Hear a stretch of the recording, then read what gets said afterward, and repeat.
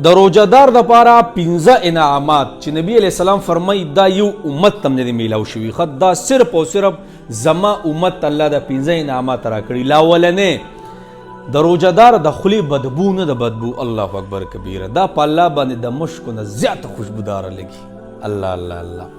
دویم څه خبري د جنت دروازې روزانه د دې روزدار د پاره خسته کولې شي الله الله الله مونږ دلته یو اول ته جناب زما استاد لپاره محلات سګيږي خسته کیږي دا د دې روزي برکت دي دریم پکې څه دی سرکش شیطانان نه دي شیطانان دا قید کوي ښا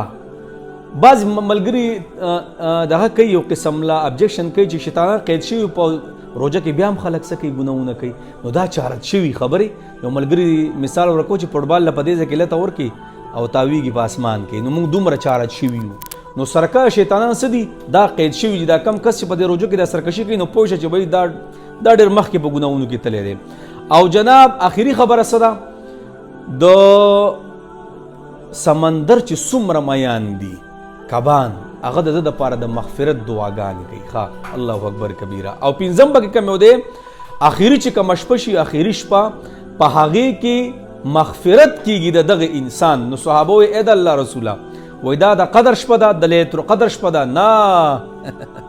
نبي اسلام فرمایي وایي قانون دا دی چې یو مزدور مزدوري وکړي که نه نو د مزدورۍ په ختمېدو هغه ته خپله سله میلاوېدل پکار دي الله اکبر کبیره نو دا قانون دی د الله جل شانه